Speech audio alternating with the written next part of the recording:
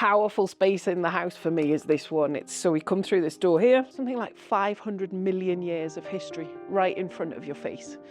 And so from the outside, it looks like one giant castle, small room, and you can see there are different holes for shooting. So the chef has the best view of the house, really. The first paperwork for the house dates back to the year 900.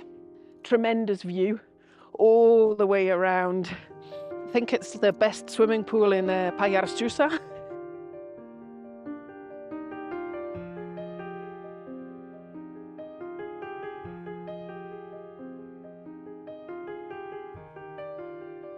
Good morning, hi. How are you? I'm great, how are you guys? Nice to see you.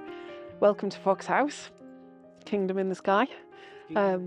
Yeah, so this is the main entrance to the house, which I bought in 2015 and then started a huge renovation. So the first part of the renovation kind of starts here. This didn't exist. So one of the main things that we did with the house was that we split it into two parts.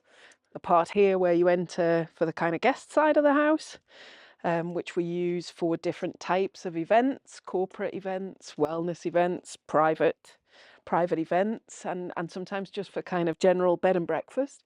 And this is our entrance, the workers' side of the house, so that we can keep a kind of different space for living, giving our guests privacy and also giving ourselves a space just to be here. That's a kind of non-work environment. And so from the outside, it looks like one giant castle, but really from the inside, it's split into those two different parts. So I think we're going to do a bit of a tour around the house, starting on the route here up to the swimming pool. I think it's the best swimming pool in Terrace. It's got the most fantastic view. And you guys have got a really great day today to capture some of the beauty of this part of Spain. So we're in the foothills of the Pyrenees in Catalonia. This is a natural spring water pool. It's cold pretty much all year round, but it's pretty nice for swimming in and just taking a cold dip. And for people who like the whole Wim Hof vibe of cold water plunges, this is a place to be. It's an interesting part of the house because you can see you've got this like tremendous view all the way around. And when you look here, particularly at this part, which used to be some kind of turret, and through that door, you've got like this small room, and you can see there are different holes for shooting. So the story is that this was a medieval garrison. And you would assume that in the day when the Moors were attacking up through Spain, they got up to areas like this. There were hospitalier monks down at Castelldencús making wine and taking money.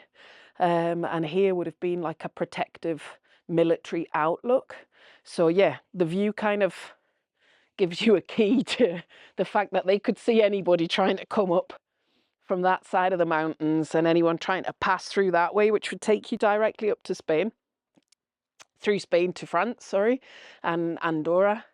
And so there's quite a lot of history in the building, which is pretty cool. The first paperwork for the house dates back to the year 900, and it was gifted through various families and has served many purposes, I guess, over that time. And in the latest period, it was bought by a family who renovated it within their budget and saved it really from being a ruin in the late 70s, early 80s, the Loader family. And they lived here for 30 years. And we bought the place from them in 2015 and really just did a whole massive renovation to bring it up to kind of modern day standards, which gives you this luxury place in the middle of nowhere. And then you come upstairs to this is the first of our terraces. This is probably the main terrace where perhaps guests would like to sit and have their breakfast on this part of the terrace here, for just generally sitting and chilling. It's a good place to start your day. Proposing someone? Yes, we've had proposals. Really? We have. And in fact, how did you know?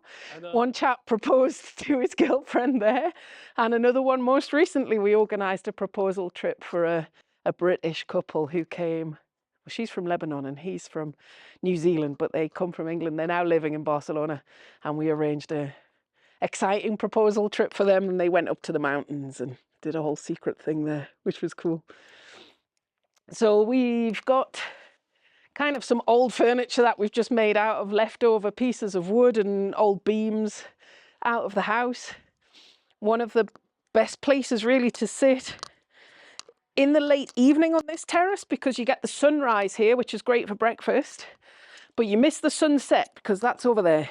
So this is a cool place to come and sit if you want to kind of catch that sunset as it goes across onto the west side of the property. It's also the place everyone likes to sit and take their family photos. So people that come here and hire the house for family parties, Christmas, that generally seems to be the place they like to sit and all have a group photo. Around here, we tried to create a small outdoor kitchen area. So the chef has the best view of the house, really. Super barbecue here and spit for all of the fantastic produce you get in this area. You know, we've got some of the best ecological farms up in the Pyrenees and some of the best local produce sourced from KM0. So we're really privileged here with local producers.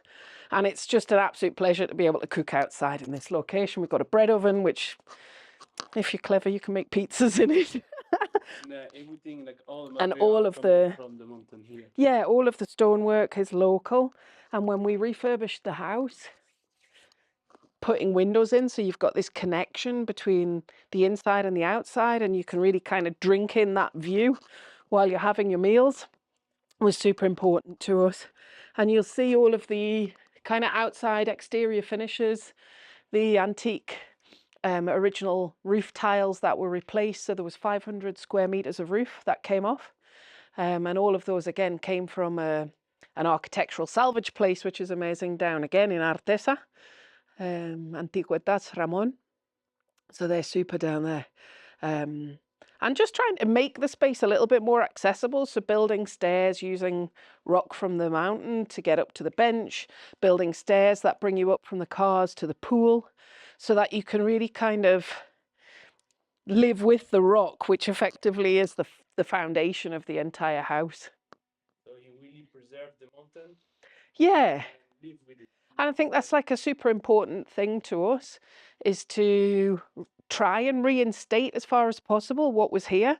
When we sit on this terrace now in a nice Roche-Beaubois sofa, and you look out on that view and you just get, you know, the Milky Way right above your head, and you sit there and you look, this is a UNESCO geopark, so you've got something like 500 million years of history right in front of your face. And you sit there in this kind of relative luxury, and you just think, wow, how many people have stood on these stones, and how many people have looked out at that view, and what kind of weapons were they pointing out through that hole? Like, who were they trying to capture or stop from being here? And at what point, who found refuge in this place? And for me, it's like super important to capture the essence of that physical space and respect the history and respect the fact that we're just guardians of this space. You know, it's a space that really doesn't, you don't feel like you own it, like a piece of paper doesn't give you ownership of this place, whilst it might do in our modern time. It doesn't in the length of history. So it's really a complete privilege to be able to sit here and look out at landscapes and views. Most intentional part of the refurb of the house was to bring the whole eating and living space up to what was a completely unused place. So this whole entire terrace that we've just been on got lifted up because it was super important to waterproof the entire space underneath and put in drainage to protect our side of the house, which was really riddled with damp and not really usable. And so the main kind of powerful space in the house for me is this one. So we come through this door here. We got some barrels from our local vineyard, but we come into really what I would consider the heart of the house. And the intention here was to create a space that was really open, just bringing kind of light into what was a completely unused space within the house.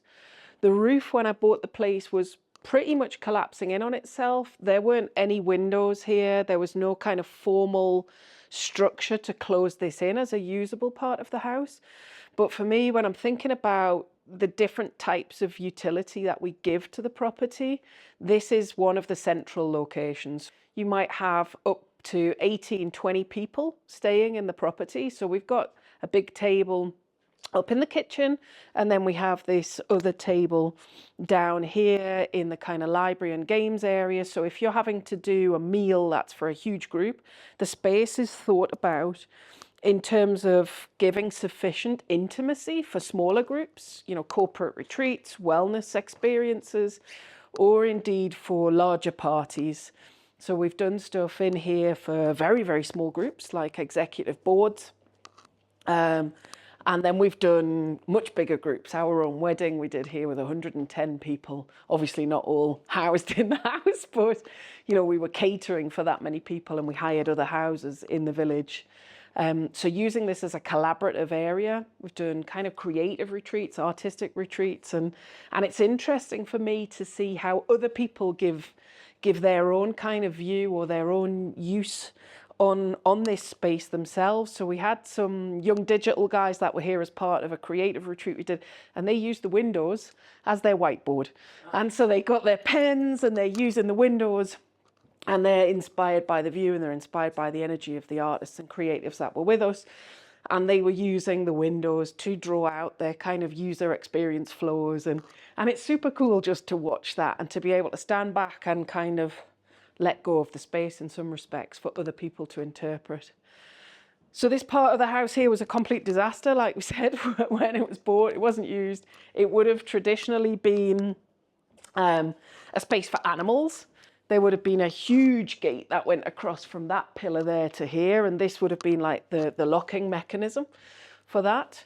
So we put in the windows to close it in, created a space where people can sit around the table. We can have dinners and have had dinners, and Michelin star chefs here catering for up to 12 around this table.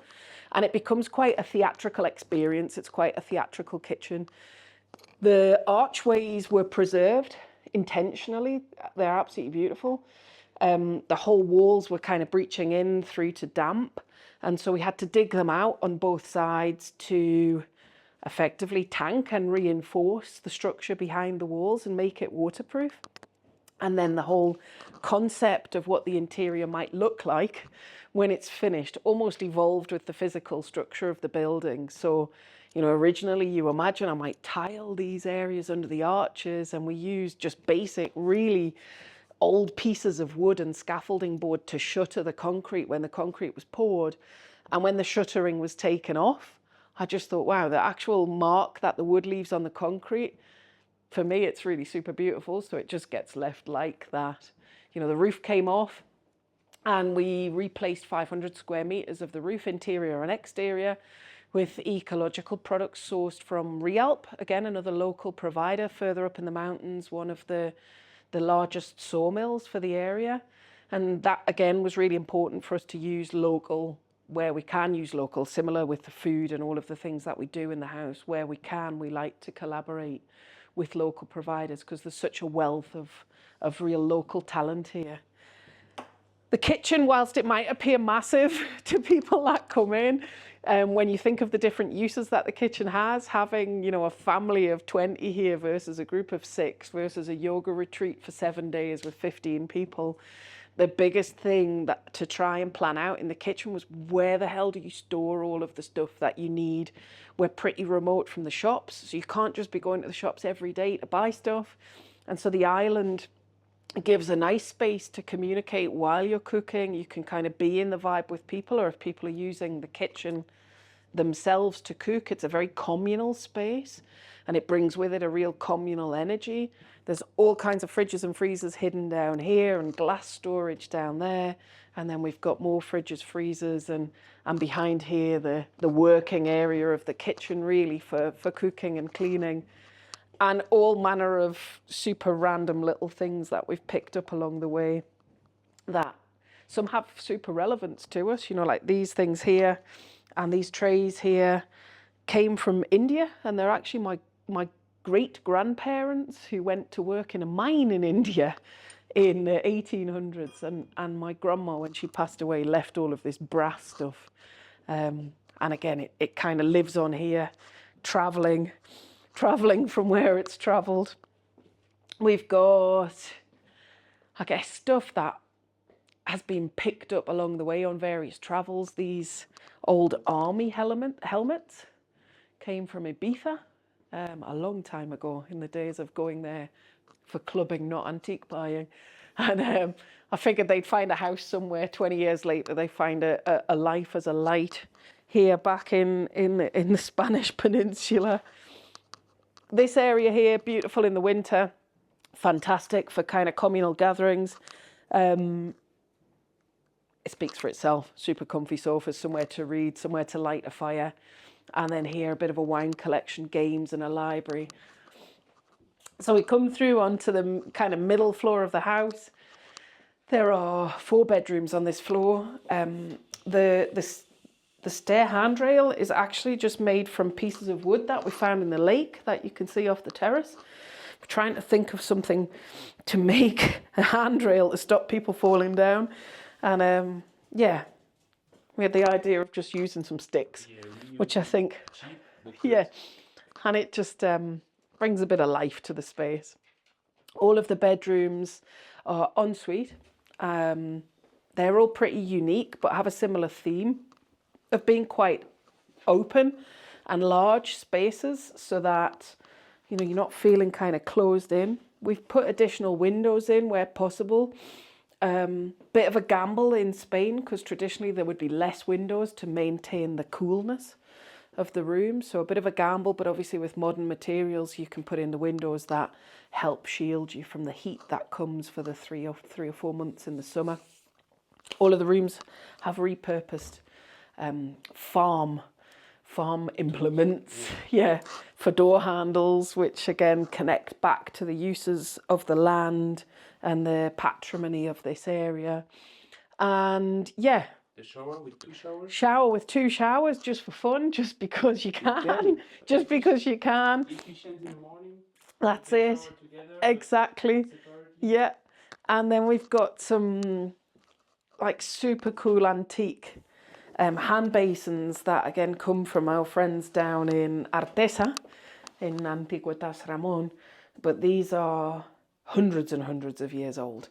And I mean, for me, they're absolutely beautiful when I think of the use that something like this has had over the years, be it in churches and then in fields and now in a house.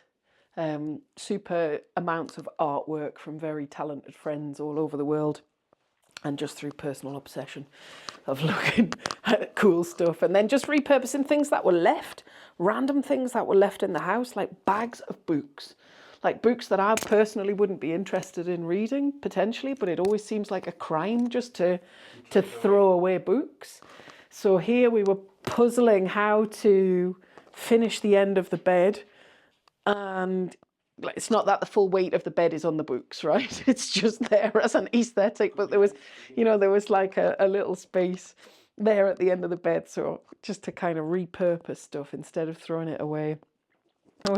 Upstairs we have another 2 rooms up into the loft area. Random pieces that have been given to us over the years. Stuff where, like the upside down horse. So that's probably from the 1920s, and it's made out of paper. And so when I bought it, the guy said to me, look, originally this would have been a child's toy and it had some wheels on it, but we doesn't want to get wrecked because it's made from paper, so put it somewhere safe.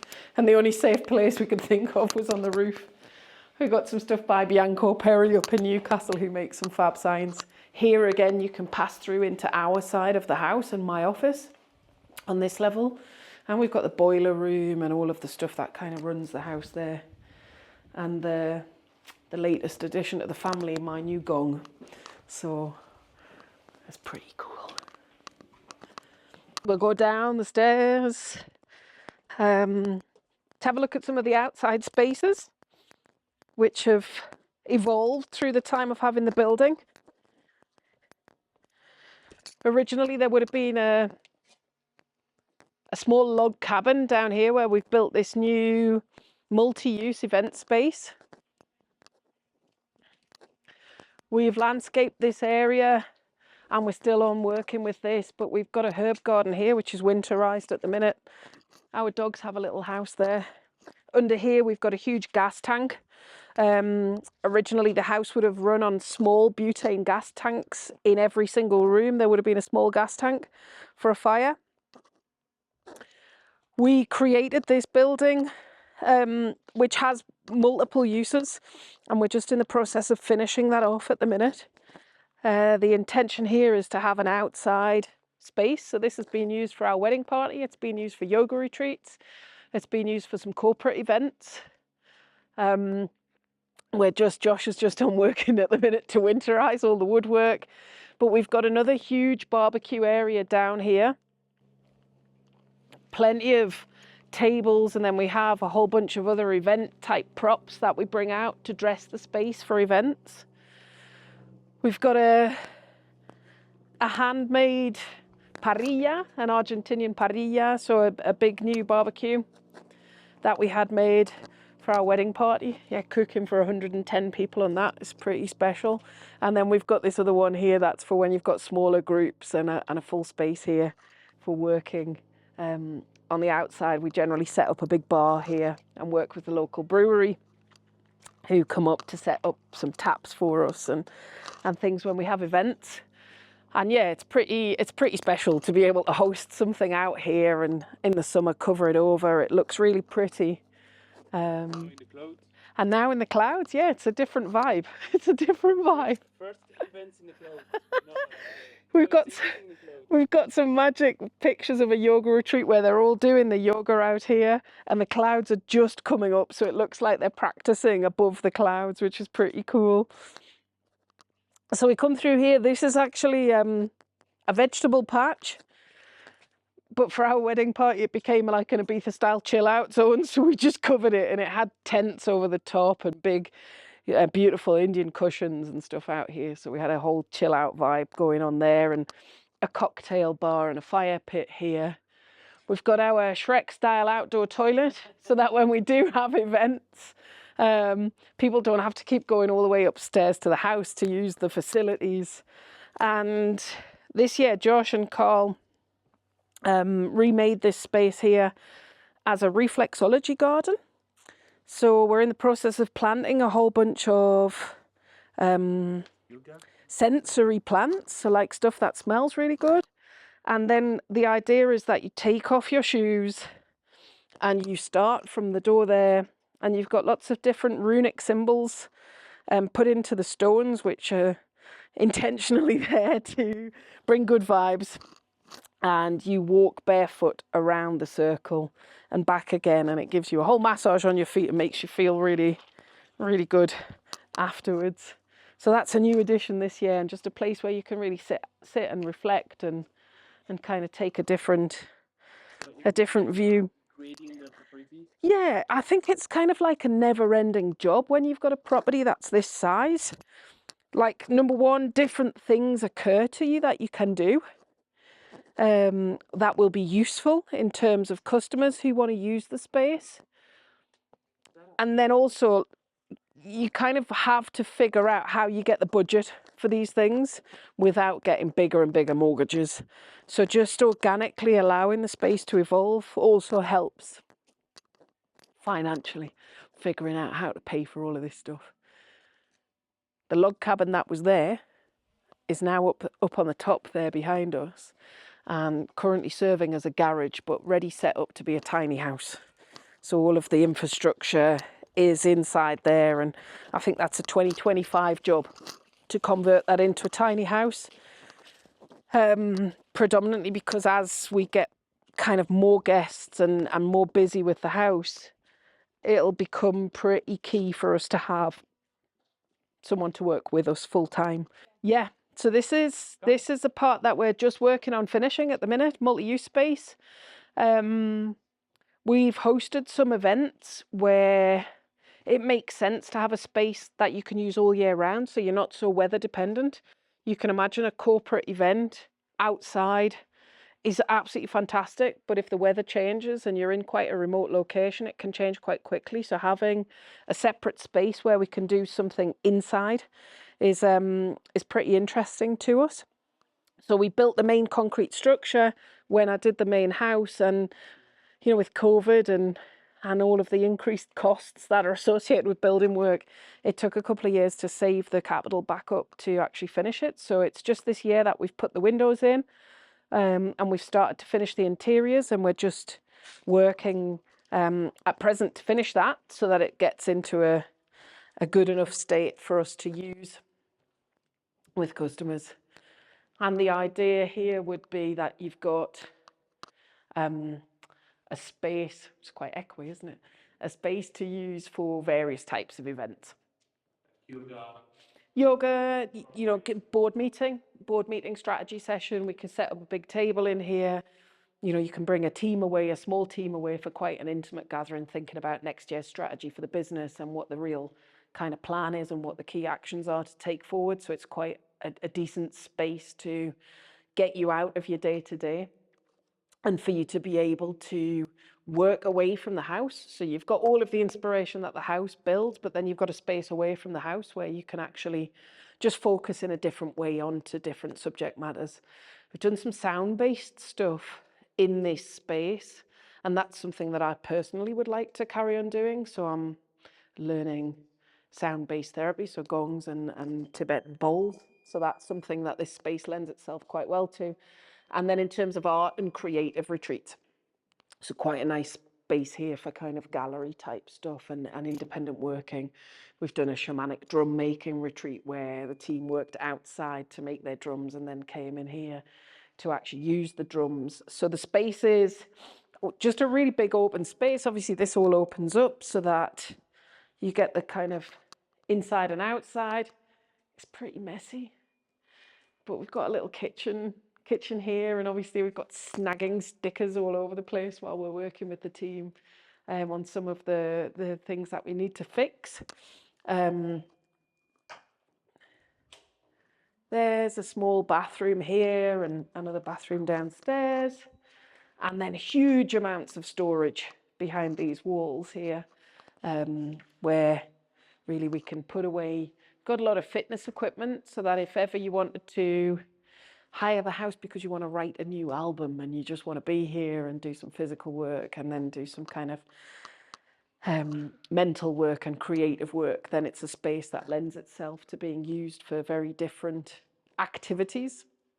And again, a bit like the house, whatever you can imagine you can use the space for, then that's what you can use it for. Downstairs, there's the starting part of either a small restaurant or a small cafe.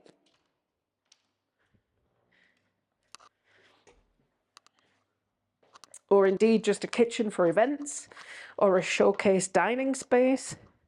So quite a bit of work to finish down here. It has a small bathroom.